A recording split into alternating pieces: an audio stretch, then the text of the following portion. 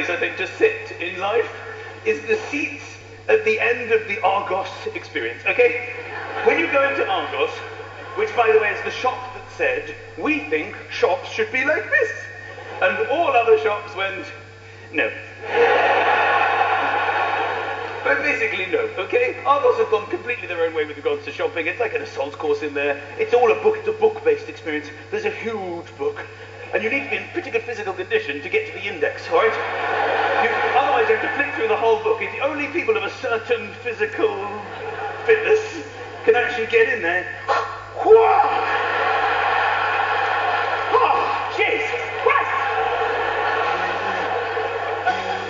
And then you're there, you find what you want from the big book. And then you have to do your own little stock check. I mean, what kind of a show business? I'm a stock checker now!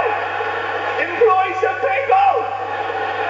Then you have to transfer the digits. They split the digits into 3 and then 4 because they know the people who shop in Argos need a break. They can't focus on 3 digits. I've done 3. I'm okay. And then they tell you there's 2 in stock or whatever, and then you pay your money. You go, you get a ticket, you rent it in, and then you go, you pay your money to a person, and you still don't have what you want. They give you a new piece of paper, and then you go to this bizarre theatre for the poor, where you've got to have rows of seats. You feel like a latecomer to the shittest show on earth.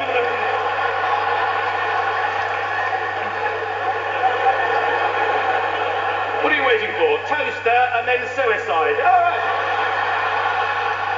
You see anything good? I just saw a wonderful production of Collection Point B. I recommend it to anyone. And of course I noticed you have the flip seats, the flip and sit, which is good in the cinema when you have popcorn and drink, and then you have to flip seat with your arse, and people are very good at it. You have to just...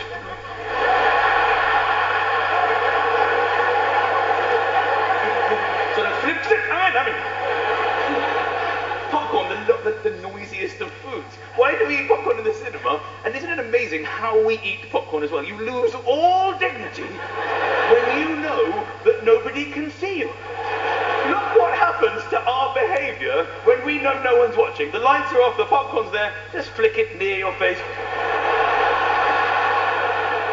You don't really care if it lands in or out because you know no one's looking, and if you miss your face, you can pick it off your body later.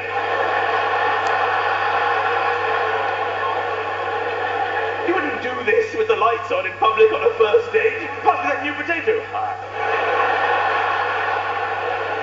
I love all that awkwardness because people get very upset when people don't arrive to their seats in chronological order. People want people to arrive, and there's nothing worse than having to stand, because you know when there are seats available, you can't relax. Sooner or later they might come. Don't settle in yet. Here they come, and they keep walking. It wasn't them. Maybe it's soon. And then when they do come, you have options. Either you stand or you twizzle. Now, this is a split-second decision. You have to judge the dimensions of the human very quickly and then go twizzle. Sometimes you fuck up, you twizzle, they're wedged in, back up! I should have stood. Sometimes people just sort of arch their back, which doesn't help at all, but they want to show that they've made some kind of effort. They just go, does that help?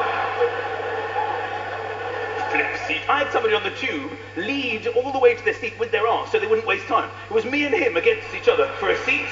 And I turned, and he wasn't wasting valuable seconds turning. He went all the way down the carriage with his arms. And then sat down. You shouldn't have turned, my friend. You turned, you lose.